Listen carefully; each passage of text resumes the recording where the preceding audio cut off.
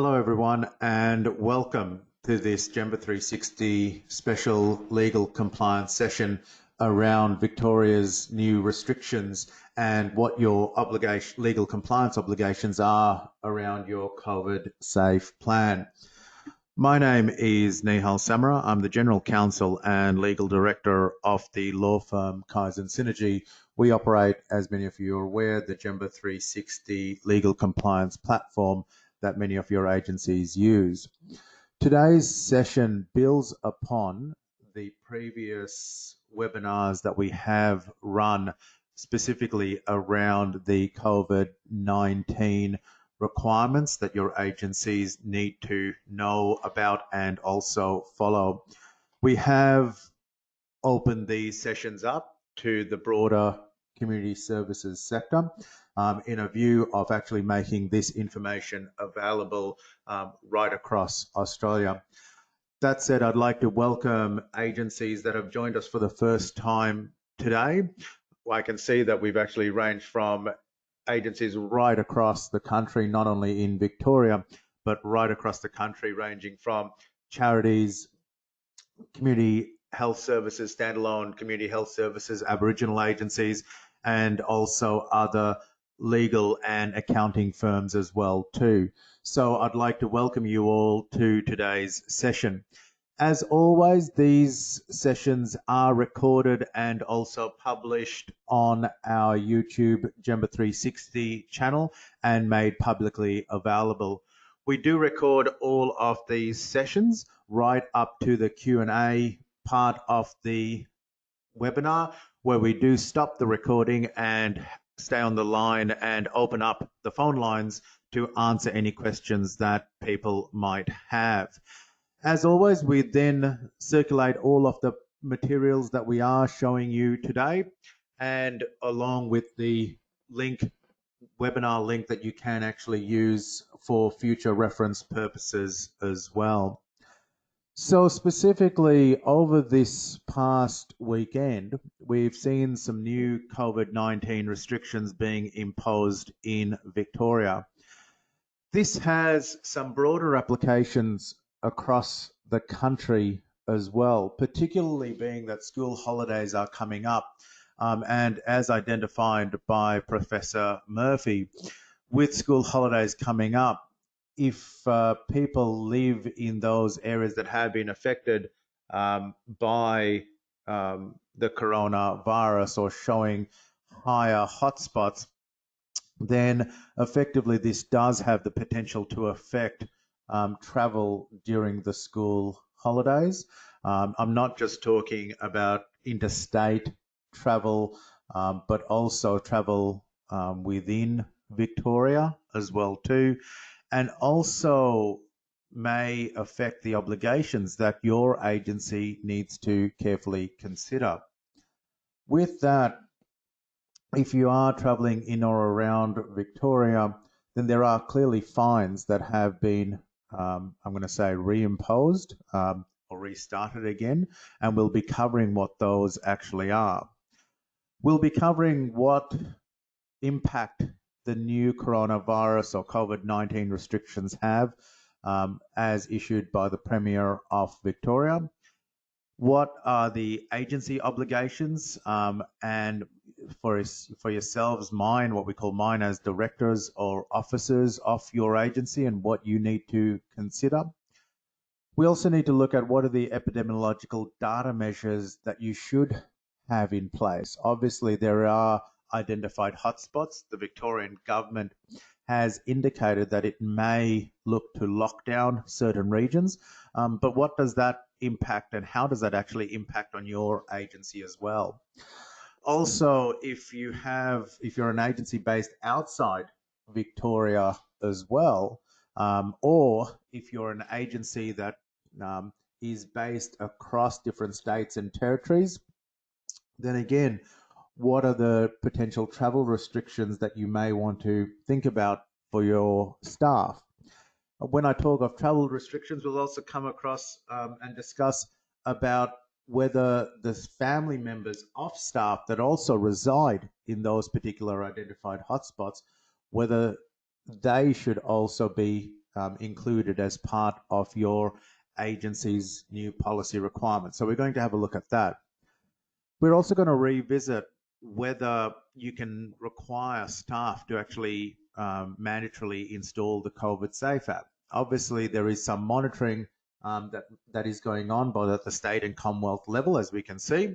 But also, some agencies have asked us in the past, well, can we actually mandatorily require staff to actually download the COVID Safe app? And we're going to cover that off.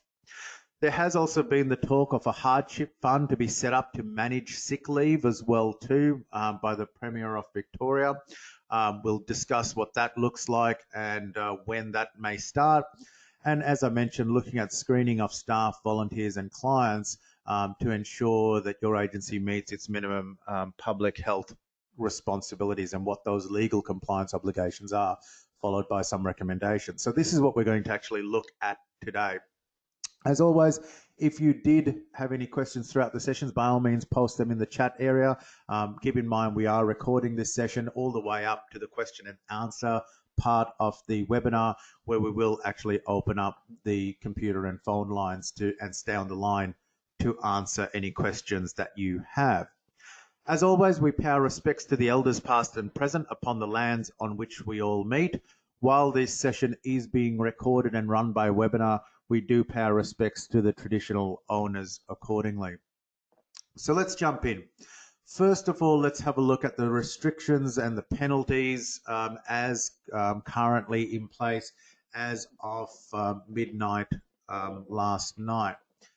So the penalties for non-compliance, the Victoria Police can effectively now issue on-the-spot fines of up to $1,652 for individuals and up to $9,913 for businesses for doing three things. That is, refusing or failing to comply with emergency directions, refusing or failing to comply with a public health risk power direction, and refusing or failing to comply with a direction by the Chief Health Officer to provide information.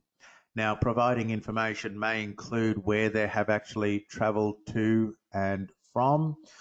It may also include other personal health and other family-related information as well.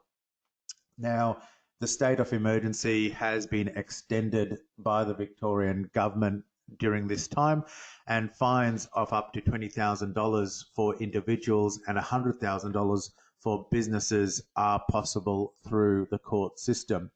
So there is effectively, I'm going to say, an now extension around and a clear provision for penalties for non-compliance of the new restrictions that have been now imposed. There are effectively a number of hotspots, and we're going to cover these off as well too, that have been identified.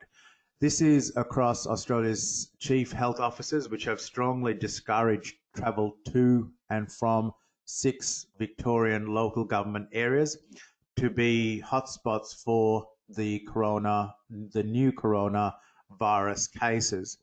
And this does have impact for all agencies, not just those based in Victoria, because effectively the chief health officers at the national cabinet level, that I'll say, across the country have actually discouraged travel. And we'll come to what that means, especially with the school holidays. But effectively, it may well be that your agency now needs to look at reimposing. And when I say reimposing, for those agencies that have travelled and attended our past webinars, we did look at putting in policy requirements that staff do avoid travel during certain times. And I'll come back to this as well. The Australian Health Protection Principal Committee, the AHPPC, has advised against travel to and from Hume, Casey, Bringbank, Moreland, Cardinia and Darebin until control of community transmission has been confirmed. The committee itself, which includes all the state health officers and is chaired by the Chief Medical Officer, Professor Brendan Murphy, has said that the advice is based on figures which show more than 83% of new COVID-19 cases in Australia in the past 7 days has been recorded in Victoria alone. Now, that means that almost 1 in 5 Victorians, effectively 18%, live in the 6 hotspots. So we are talking about a fair proportion of the Victorian-based community. And the reason that I start with these hotspots before going into the Victorian restrictions is that this effectively is the focus and the direction taken by the Premier of Victoria, along with the Chief Medical Officer as well too. And this identified hotspots and demographic specific data sets that we're looking at will actually guide some of our legal compliance recommendations that we're also going to be making. So the identified hotspots that is of most concern is around, these identified 6 LGAs, and this gives you an idea of the spread in a pictorial format as well too, listing as Hume, Bringbank, Casey, Darebin, Moreland, and Cardinia. Now, part of this that we're going to look at is around the COVID Safe Plan, and we've had a number of webinars around this in the past where the Commonwealth Government has actually recommended that as part of its 3-step framework for a COVID Safe Australia, that agencies start to have their workplace develop a COVID Safe Plan. And this is repeated in step 1 in the first column, as you can see, and then repeated in step 2 and then step 3 as well. And we've got a whole listing of previous webinars purely designed around the COVID Safe Plan, but we're repeating this slide because we're going to utilize this moving forwards. And as part of that, many of you are using the Jimba 360 platform, and with that, you do have access to the specific Step 1 COVID Safe Plan requirements, and we've provided these to other agencies to ensure that you're able to manage this moving forward very effectively. And you can report on this. With that, we have also updated the entries into the COVID Safe Plan for you as well too, which allows you to effectively manage what the Victorian government are talking about now as well too within this application that your agency is using. And you can see that we've listed it here. That said, let's actually have a look at what the requirements actually are. Well, to start off with, the legal compliance restrictions commencing at 11:59 on Sunday the 21st of June cover a number of restrictions, and we're going to actually go through these slide by slide so that you're across them, and also look at what impact that has directly on agencies and provide some working case studies around how this needs to be applied for your specific community service agency. So gatherings, there are 5 requirements that you need to know and be aware of to avoid fines. Firstly, public gatherings will be limited to 10 people. The number of visitors to a home will reduce to 5 visitors. Private worship or small religious ceremonies will be limited to 20 people plus those reasonably required for the ceremony. And we do have a number of agencies that provide religious services as well too, and support, and also ceremonies as well too. With that, auction houses, real estate auctions, open house inspections, and community facilities remain limited at 20 people, plus those reasonably required to facilitate the auction, inspection, and facility. And now this includes agencies that also provide housing services as well too. And recently we have been speaking to a number of housing providers, both here in Victoria and also interstate, where they needed to look at running inspections, which they were going to, some of them were going to commence this week. That is now up for review. Keep in mind that the Commonwealth announced some time ago about the Housing Code of Conduct, which effectively provided some leniency towards tenancies as well too. So that said, the inspections that may need to occur will remain limited at 20 people, but equally there's now requirements that your agency may need to look at if you do provide housing services directly to the community. Remember to always maintain physical distancing of at least 1.5 meters from those you don't live with as well. In terms of cafes, restaurants and pubs, again, there are a number of requirements that your agency needs to carefully consider and staff need to be aware of as well. Patron limits in restaurants, cafes and pubs will remain with up to 20 seated patrons per space, both indoor and outdoor. A maximum of group size of 10 people applies. Equally, there are some specific requirements that we will come to in terms of record keeping that your agency also may need to consider. This is particularly important if you provide restaurant, cafes, services within your agency. If you do lease spaces out to a restaurant or a cafe, or even provide kitchen-based services within an aged care service, then you will need to also adhere to the record keeping requirements as well too. There are some additional requirements to bars and clubs can have up to 20 seated patrons per space. A maximum of group size of 10 applies here. Seated service of alcohol without food will be allowed, but also keep in mind that retail TABs will be able to reopen in line with rules on retail businesses, while facilities inside licensed premises will need to observe density and patron limits that apply to those venues as well. So again, if you are providing cafes, restaurant services within your agency as well too, or have a shared common space, then these do need to be applied, especially being based in Victoria. Now, that said, there are also restrictions on cultural and entertainment requirements as well too. Patron limits in galleries, museums, national institutions, historic sites, outdoor amusement parks, zoos, outdoor arcades will remain up to 20 patrons per indoor space, and indoor cinemas, movie theatres, concert venues, theatres and auditoriums can open with up to 20 seated patrons per space as well. No doubt a lot of agencies will ask us questions around community programs as well, which I will come to, specifically focused on providing health and wellbeing services around this 20 patron per limit, or 20 clients space per limit for group classes. But I will return to that in this session. In addition to that, we're also looking at sport and recreation services as well too. Again, there are a number of restrictions that now apply, keeping in mind that all of these restrictions based in Victoria also mean that if you don't follow these requirements, that again, your company can be fined, which I've already covered off, and individual staff may also be fined as well too. There have been some questions around whether staff can be fined and what the liabilities are to companies if staff do not follow these guidelines. And I'll come back, if you don't mind, I will also come back to that shortly when we look at policy requirements.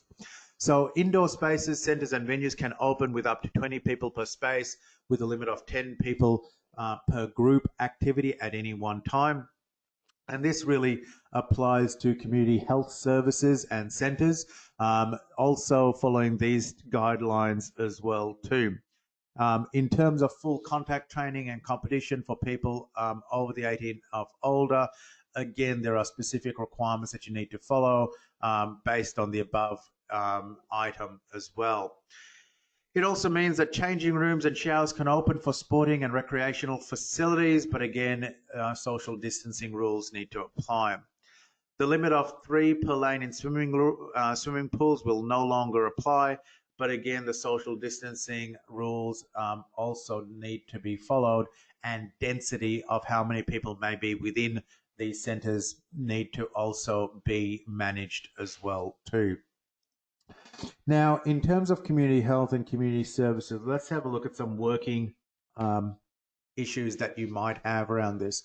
This information has been taken from the Department of Health, Victorian Department of Health and Human Services website, and I am just going to add some further comments on top of this from a legal compliance point of view as well too.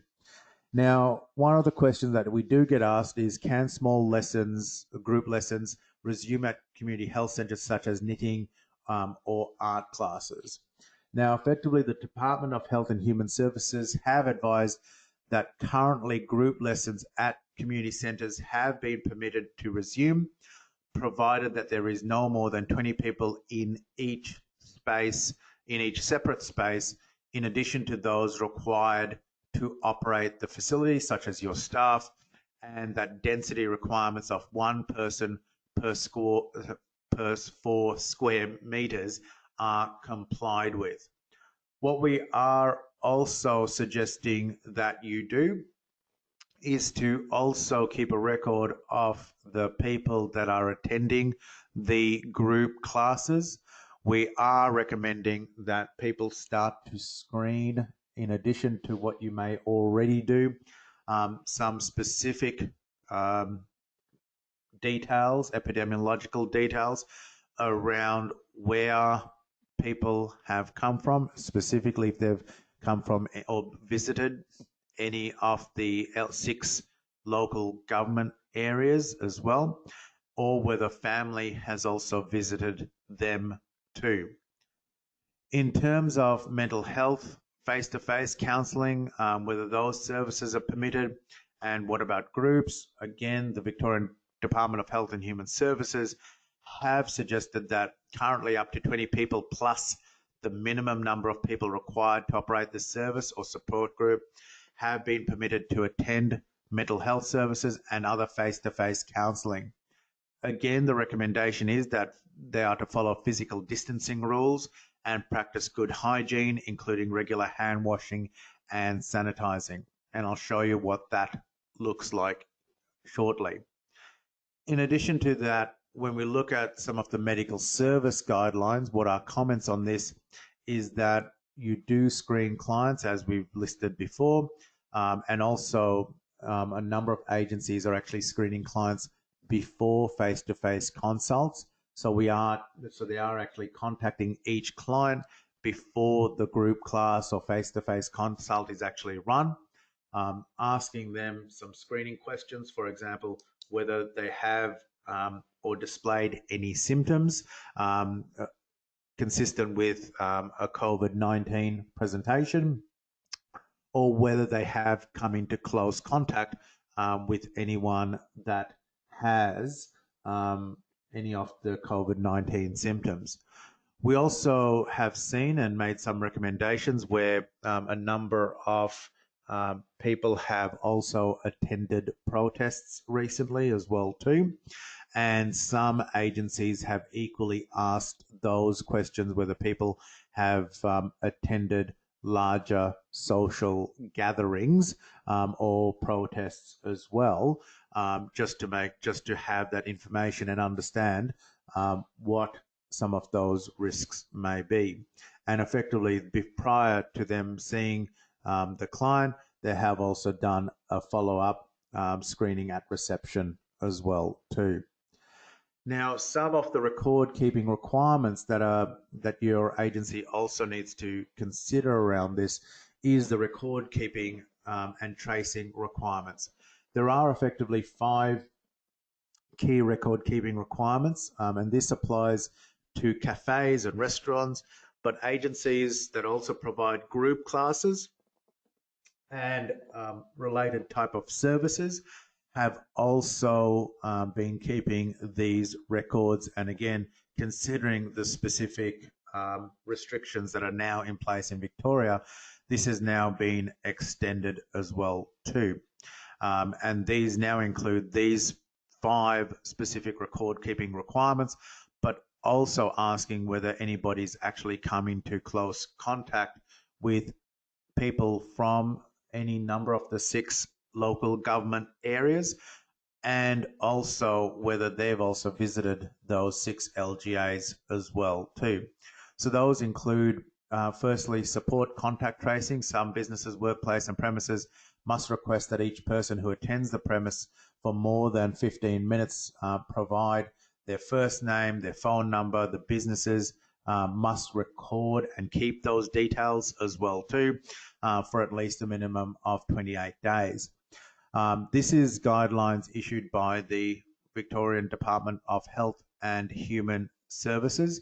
We are suggesting, though, that where it relates to a client that some standalone community health services have, it may form part of their own health record requirements. So this requirement of 28 days can actually be extended under the health records legislation that your agency may need to also consider as well too.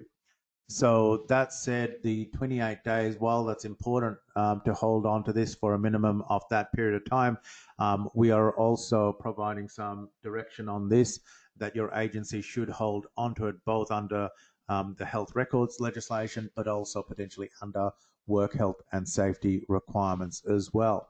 So that's under the record keeping requirements.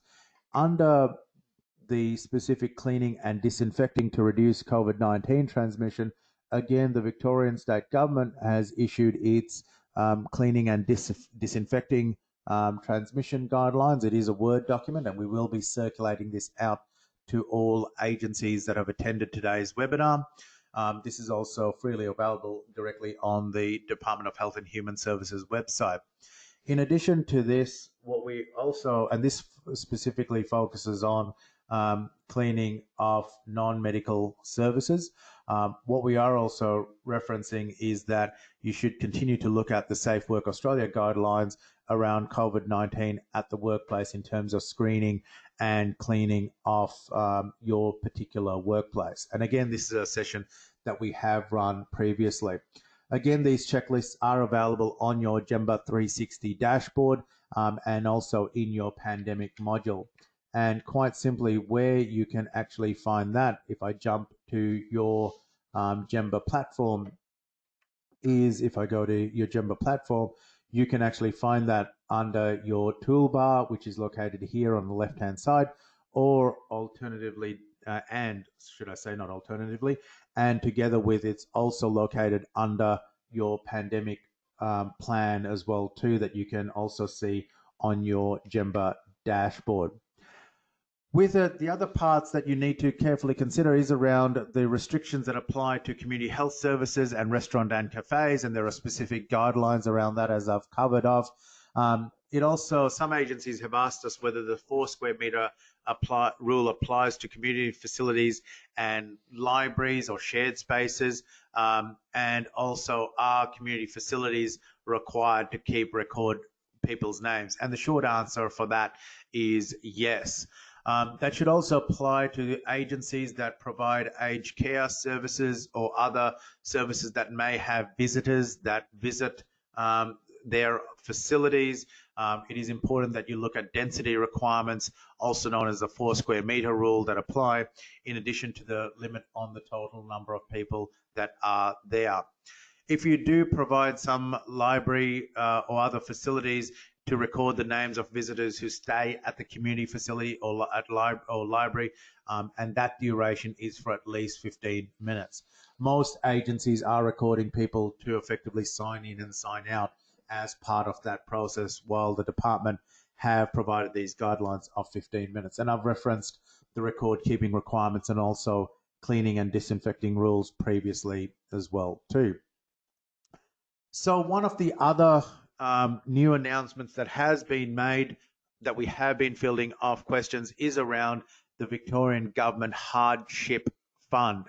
The Victorian Premier Daniel Andrews has announced that his government will set up a hardship fund, or an effective one-off cash payment of $1,500 for those unable to work or receive an income as a result of self-isolating or being in quarantine. Now, this is designed as part of the hardship fund, which we understand is being set up. The process around that, as of this particular webinar date that we are running this, We understand that this hardship fund is to be set up and a process is to be announced around that as well. The hardship fund is a $1,500 payment which will be delivered to confirmed cases and those who are in close contacts who can't rely on sick leave. We are still yet to see whether a required medical certificate is required to be supplied to agencies.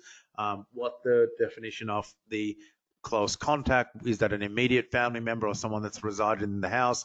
Obviously, is that going to be the same definition used for someone that has been, from an epidemiological point of view, been in close contact with, or is it going to be an extended family member, etc.? So with it, we're also waiting to see on how the $1,500 one-off cash payment will be managed. A number of employees have contacted us, a number of employers have contacted us asking around whether that's going to be delivered directly to the staff member or through the agency, whether they need to supply that they don't have sick leave owing to them, or how is that going to be managed? As yet, we are still waiting on some direction around that. But as your agency has attended the session, we will be sending out legal compliance updates specifically to support agencies around this and informing them of what the process will be. Most likely, as soon as the formal announcement is made around this, we will be looking to hold a subsequent legal compliance webinar to support you and provide some policy direction on this as well. But as I said, it is identified as a one-off cash payment for those unable to work or receive an income as a result of self-isolating or being in quarantine. So we are seeking some policy direction on that for agencies. The other question that has come up now that people are looking at the 6 LGAs and a demographic spread of the COVID-19, employers are still asking us whether they can provide a mandatory direction or requirement for staff to download the COVID app. Effectively, this is covered under the Biosecurity Determination and legislation at the Commonwealth level. Section 9(1) of the Biosecurity Determination provides that a person must not require that another person, one, download the COVID safe to a mobile telecommunications device, two, have a COVID safe in operation on a mobile telecommunication device, or three, consent to uploading COVID app data from a mobile device to the National COVID Safe Data Store. So that's effectively under legislation. Under Section 9(2) of the Biosecurity Determination Law, it provides that a person must not refuse to enter into or continue or have a contract arrangement with another person or take adverse action under the Fair Work Act against another person for not downloading the COVID safe application itself. So what this means is that as an agency, you can't mandatorily require a staff member to actually download the COVID safe app directly onto their phone. You can provide it as a option that staff may do, and that also includes volunteers and contractors that you may work with as well. So what people have actually done is utilize the Jimbo Dashboard to require people to actually complete a daily assessment form. A number of agencies have done this incredibly successfully as part of their policy direction as well. So effectively, a number of agencies have used the Jimba 360 dashboard to mandatorily require staff to complete a daily COVID-19 form. The COVID Safe app is a Commonwealth application, whereas the Jimba 360 dashboard is not, obviously. So with that, this has been successfully done. It meets the work health and safety requirements. In doing so, it allows your agency to provide and monitor and ensure that you have a safe and effective workplace for staff and also meets your work health and safety to any clients visiting your site as well too. Now, it brings me to the next part of this, which is around the screening tools. Given the new restrictions in place by the Victorian state government, a number of requirements your agency should carefully consider. Now, this is off the back of the direction provided by the Australian Health Protection Principal Committee, the AHPPC, which has advised against travel to and from those local government areas where hotspots are occurring. Now, keep in mind that right at the start of this pandemic, and you will see this in our previous legal compliance webinars, was that the AHPPC and the Department of Health actually, as part of their own screening tool, was requiring people to provide information on whether they had visited China, and particularly Wuhan at the time, or whether they actually had visited other countries before the border, and this was before the borders were effectively, international borders were effectively shut. Off the same bat, what we are suggesting around this for agencies to consider is looking at a broader screening tool for staff, volunteers, clients that are visiting your premises as well too, or clients where outreach support is being provided. And this is particularly in the space of the NDIS funded agencies, where a lot of support work is being done directly to client housing, justice programs as well too, other legal programs that you might have, family violence, drug and alcohol type services, mental health programs, a lot of these outreach type services that many of you do deliver. Now, with that, there are some of the areas that you already screen for is around symptoms. A number of agencies have also requested that both staff, volunteers, and clients identify whether they have attended any protests or gatherings of late as well. And as part of that, what we are recommending is whether they have had visits to or from any of the known specific hotspots. And again, this is not an ongoing request that people need to submit. It's until the state of emergency in Victoria has been, or these restrictions have been lifted. As part of that, what we are also suggesting is that you do look at your COVID safe plan, around your policy. It should also include, as part of the school holidays programs, and agencies that are not only based in Victoria, but those joining us from around Australia as well too, on whether staff notify you about and visiting those particular identified hotspots as well. Already there will be some restrictions placed across New South Wales, Queensland, WA and South Australia have been made it very clear around quarantine restrictions as well too. And so your agency may also want to consider travel restrictions to certain hotspots, as we have identified in this webinar as well. And that particularly should be as part of your plan and policy. For those agencies that have clients or deliver services directly into those catchment areas or are based within those catchment areas, again, screening tools that I've identified is the way to move on this, especially from an epidemiological point of view, and protect the staff that you have and also protect the clients that you are delivering services to. And again, this brings it in line with the WorkSafe policy directions, as I've discussed in today's webinar, as well as Fair Work requirements as well. In addition to that, you also should consider to have a look at the WorkSafe or Safe Work guidelines, which we've covered off in a number of webinars, and these are available on your Jimba 360 dashboard, which allows you to run your WorkSafe audits across your different sites as well, and also having your EAP or Employee Assistance Program being operational.